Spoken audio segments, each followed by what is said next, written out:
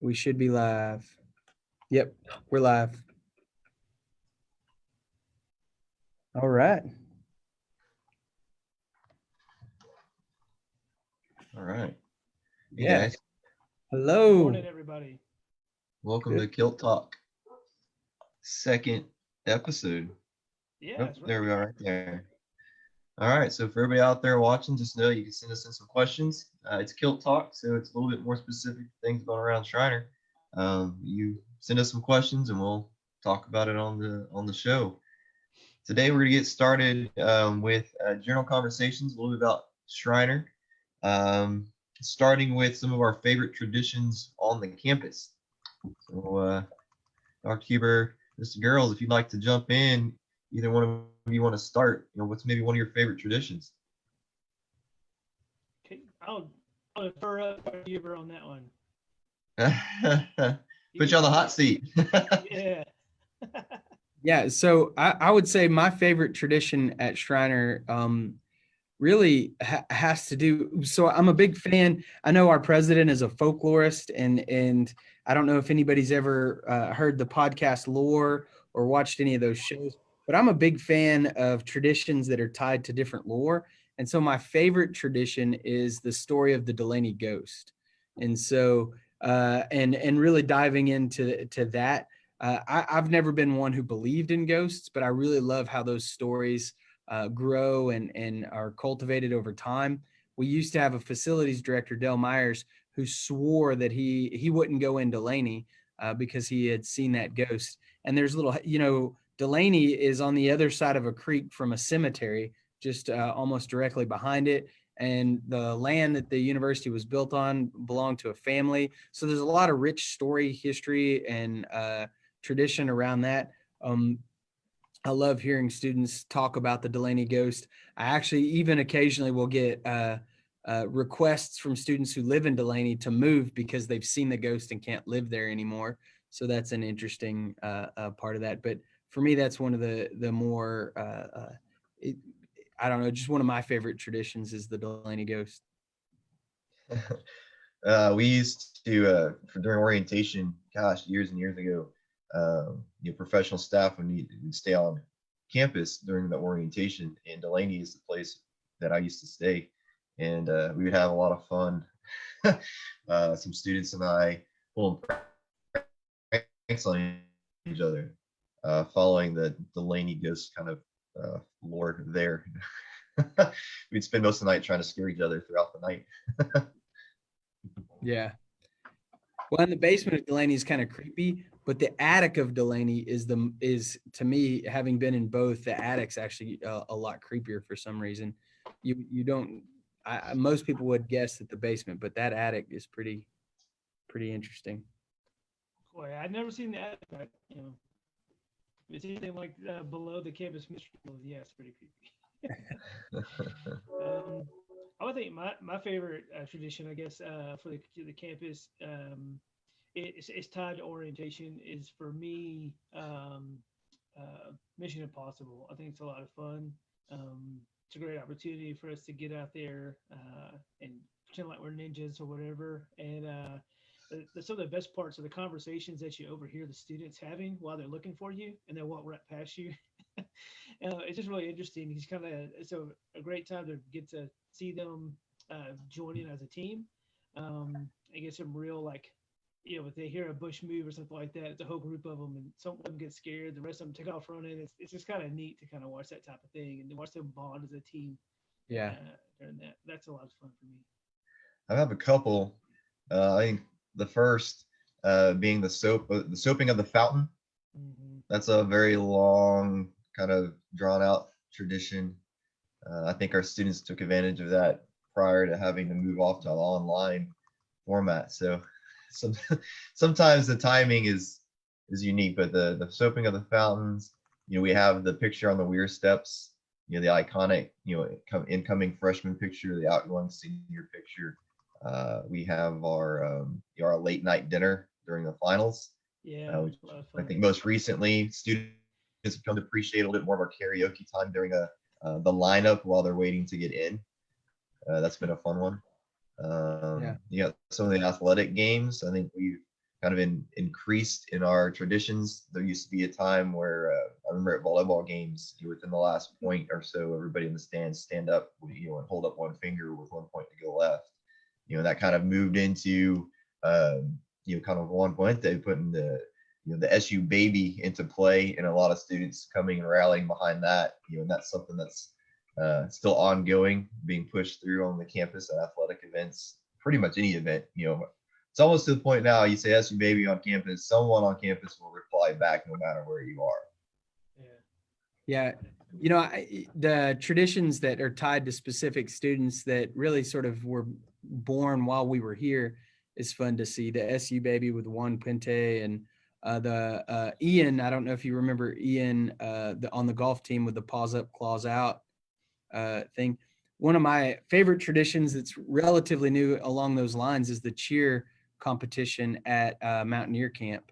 And so, that's a pretty neat thing, and it's a lot of fun, and it's to see it grow, to see the work, to get 150 freshmen in one tribe all on the same page.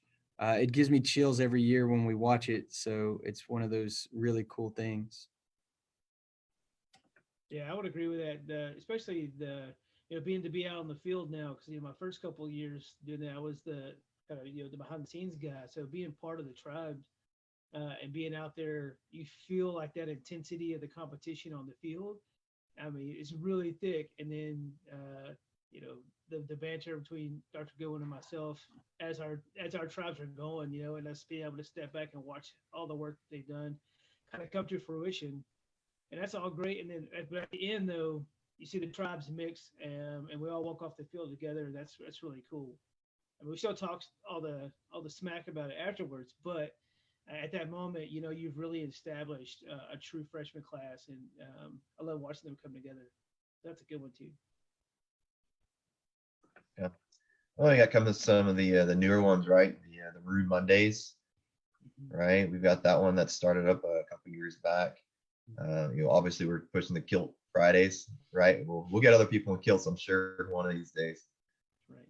I think the most fun part of all the traditions, it may not be a specific tradition, but the idea of the support that we get from the administration of the campus. I mean, they support us, support the campus and the students in a way of helping to push a lot of these traditions. Maroon Monday, I'm pretty sure you see every single person, at least on the administrative side, and almost 100% of the students looking to wear maroon on Monday. And if you're not, you can kind of get called out for it a little bit, yeah. Right? So that's a really cool thing, to have that support. Yeah. Okay. So close to the idea of traditions, what's one of your favorite memories of happening on campus? Well, that's a really hard one. Yeah. Well, you've been here longer than us, Matt. I've got a lot. Yeah, I mean, because you were a student here as well. I would say, yeah, I've got the yeah. So go ahead. I had a student. My favorite memory was I was having a particularly rough day, and it's actually what started the Huber's Hall of Fame, Wall of Fame in front of my office. So there was a student, and I don't want to give his name because it could be private, but I was sitting there and I was just having kind of a rough day. And, you have those days, especially where you're having to tell people no, or you've got to, as a disciplinarian on campus, when you're in charge of the judicial process, you often have to get students in trouble. And I remember being a troubled student. So it's an interesting place to be in as a dean of students, who was sort of the troublemaker on his campus. As David can attest, we did some crazy things as college students. But so it's really tough to see that and have to deal with that on a day-to-day basis. And I was having one of those days, and I had a student come into my office, and he said, "Hey, Dr. Huber, I just, man, I want to give you this scripture, and I want to pray for you." And and I said, "Absolutely." and he sat down with me, prayed for me. And when he left my office, as he was leaving, I said, "Can I get a selfie with you?" And he said, "Yeah." And I took a selfie, and the rest of that day, my day was brightened. And it reminded me that there are a lot of really cool things that happen on our campus in small ways.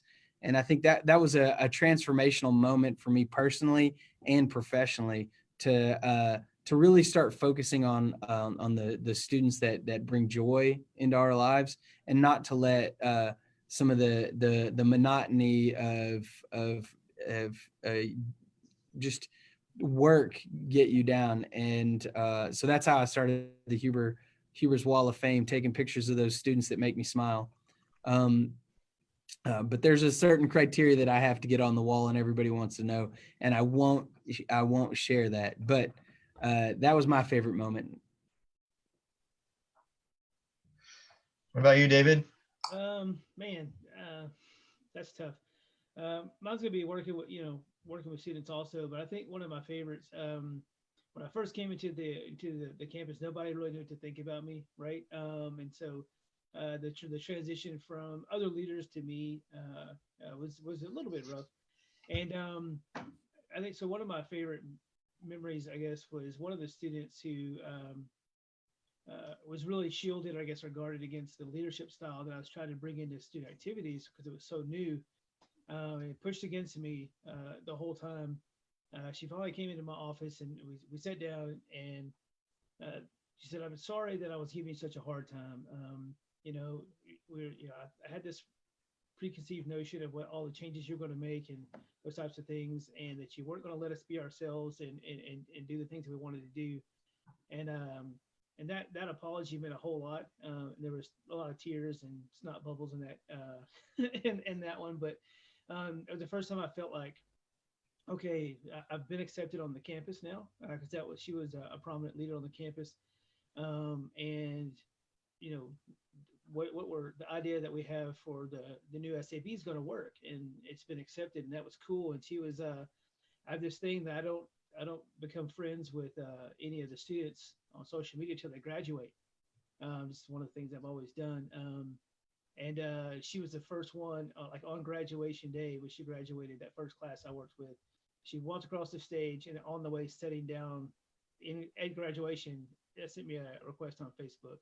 So that was pretty cool that we had such a rough start, and then we were able to I guess to grow through that. And so that's probably my favorite.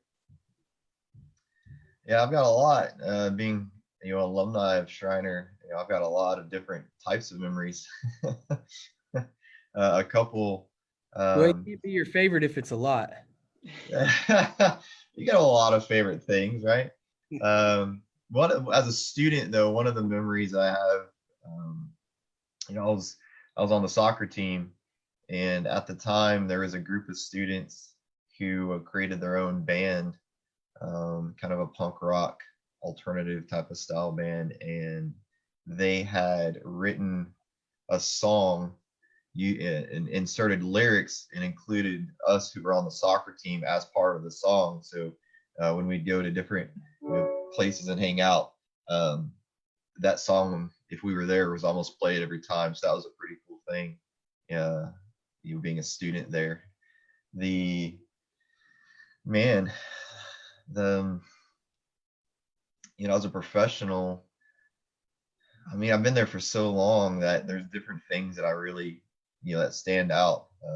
When I was first the campus director, I think within the first year or two, we had a pretty bad flood, and you have to remember that back when I was the director, we didn't have the nice greenery right there in the quad between the diner and Weird. It was pretty much just dirt or mud. So that had flooded, and I had called up my brother Michael. He was a student at the time, and I said, "Hey, can you gather up a couple of people? I have an idea." So he went around and he found Matt Jepson and Miguel Hopkins, and they met me over there, and we had taken some kayaks, put them out in the quad, and took pictures as we were kayaking across the quad Uh, I'm pretty sure we can find those pictures somewhere. I've seen them in a book or somewhere on campus. So that was a lot of fun. Most recently, the camp orientation always sticks out. That's a really important um, moment for me on campus to be able to interact in that way. And you can really tie all this up to just the interactions with the students that we get to work with, or get, in a way, our jobs allow us to, kind of extend our college experience in a certain way. So that's nice. So being able to do it with the students, to see them take ownership of what we've worked really hard to establish. I could probably tie everything up into that's my favorite moment. Yeah, it's interesting you mentioned that, extending the college experience. I used to talk about how, as a student, we all kind of discovered what we wanted to do in different ways. And I think people, we explore on campus. We've talked about vocation and calling and these kinds of things. I remember walking across campus wondering what I was going to be when I grew up. Started out wanting to be a football coach. I was going to do all these great things, be a governor of Texas, or just go to law school, go to medical school. I don't know. And I remember thinking, man, I like college. Man, college would be a lot more fun if I could just do the fun parts that I enjoy. And that was the beginning of this. I've been doing it now 20 years. I've never not been on a college campus, and it's just an interesting sort of long journey to think, okay, I've just really just expanded and extended my college experience over a very long period of time, really, when you think about it. Yeah, I was thinking about it the other day. I grew up in Kerrville, so I started counting up the years that I had been on just the Schreiner campus. It started when I was probably about 6 years old, playing the youth soccer league that used to happen there. And Yeah. in some way between now and then, I'm now 40, so about 34 years I've interacted with Schreiner in different ways. I thought you were 50. Some students say I'm 57 and a half, which has been going on for, Don't forget the 7.5. gosh. That's awesome. All right, let's stick on the kind of the favorite theme. What's a favorite place for you on campus? Maybe some place that you seek out and go, just to hang out or clear your head, or just you make sure that you walk by it or walk through it, or sit there for a while. So I'm going to jump in first, David, if you don't mind. No, that's cool. I actually have two favorite places, and for different reasons. And I know I just said you can't have a favorite if it's more than that. It's two different variations of favorite. So for me, my favorite place, and I often will go over there and I'll sit just outside of Robbins Lewis and have lunch by myself. And I'll stare at the creek and just kind of enjoy nature. It's quiet over there.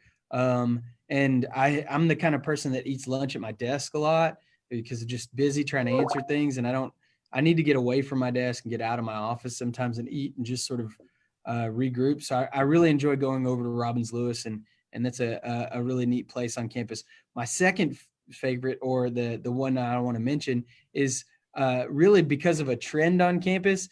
I call it the breakup table, and just outside of the seal, right in the middle of campus, is this concrete table, and I've witnessed probably at least half a dozen or more over the years, boyfriends and girlfriends breaking up at that table.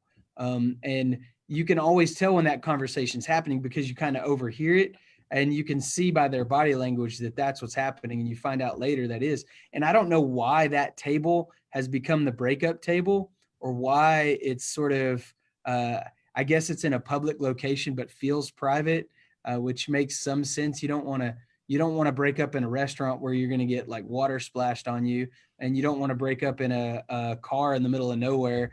That could be kind of scary. So maybe a safe location. I don't know, but it's really funny to me.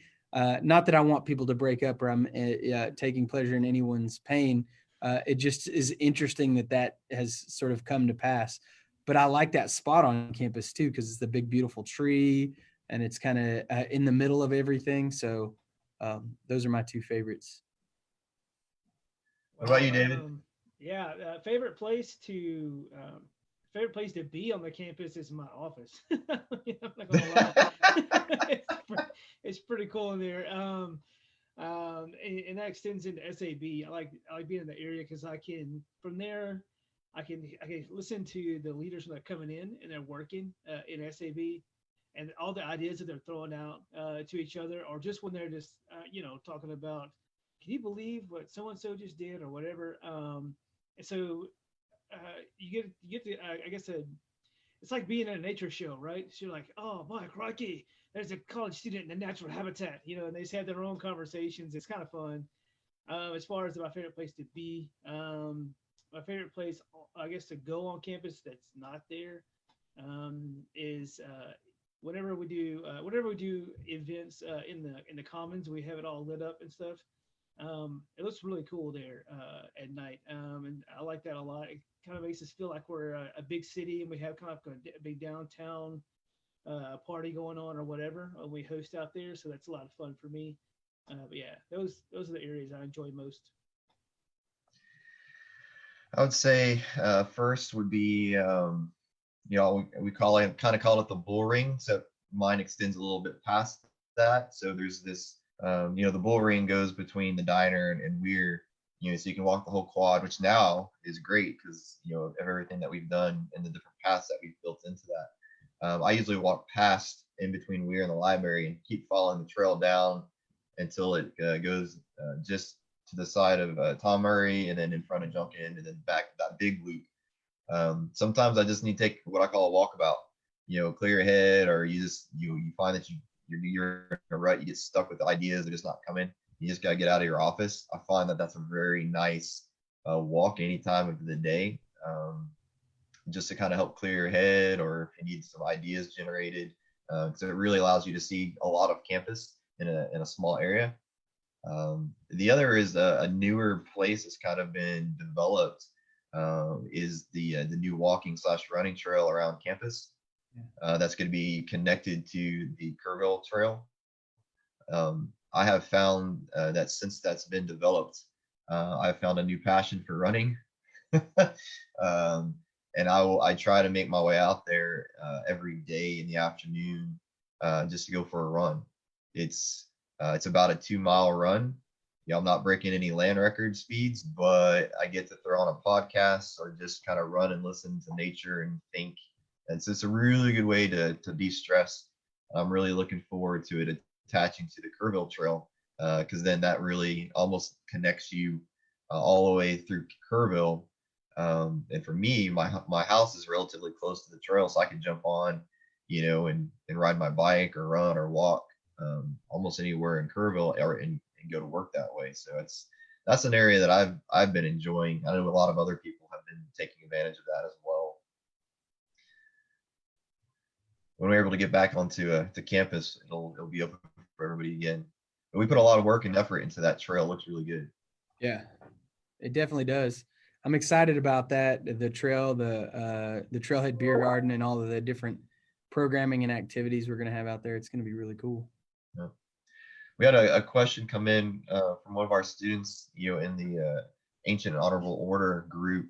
He was asking about the centennial celebration. So for those of us on campus, we've been working on the ideas for our centennial celebration, and we have a lot of good ideas.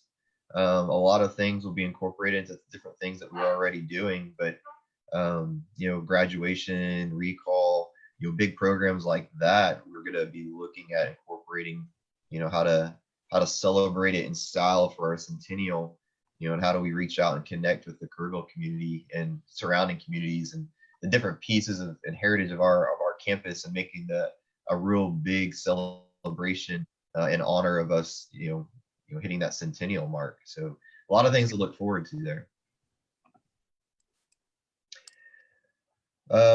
What's some other new happenings on campus maybe that you guys are looking forward to? We've talked about the trail, right? We've mentioned the Trailhead Beer Garden, which I think we're working with Fight and Plow with that. That's gonna be a really cool thing.